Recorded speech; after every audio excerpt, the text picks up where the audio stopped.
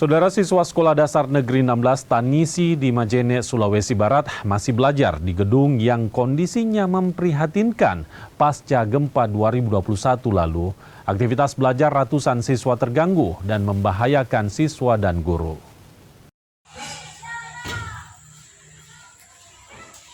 Sebagian gedung sekolah SD Negeri 16 Tanisi kondisinya ambruk dan dinding ruangan retak. Sebanyak 11 bangunan sekolah terdiri dari 8 ruang kelas, 1 perpustakaan, kantor guru, hingga toilet rusak berat pasca gempa bermagnitudo 6,2 pada Januari 2021 lalu. Di ruang kelas 3, bahkan reruntuhan dinding masih terlihat dan tanpa pelindung. Ruang belajar hanya berdiri dengan ditopang tiang dan atap yang rawan roboh. Sebanyak 164 siswa tetap mengikuti pelajaran di tengah rasa kekhawatiran.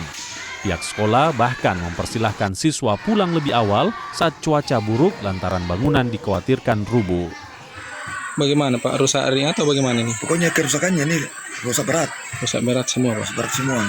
Tidak ada yang bisa ditempati sebenarnya, tapi cuma kita paksakan untuk tempati belajar mengajar. Karena kenapa? Tidak ada tempat. Tidak ada tempat lain lagi. Jadi kalau misalnya cuaca kurang ini Pak, kurang bagus. Kalau cuaca kurang bagus, kita lihat dulu kalau angin kencang dengan hujan, langsung anak-anak pulang. Biar tidak dikasih pulang, langsung pulang. Karena kenapa? Biar tidak dikasih pulang, langsung datang orang tuanya menjemput.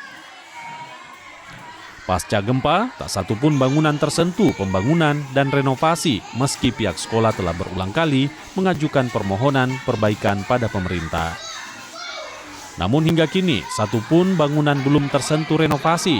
Para guru, orang tua, hingga warga hanya bisa berharap adanya perhatian dari pemerintah daerah.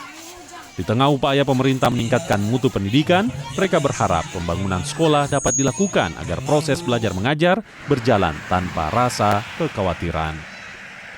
Edwin Arwan Pitu, Kompas TV Majene, Sulawesi Barat.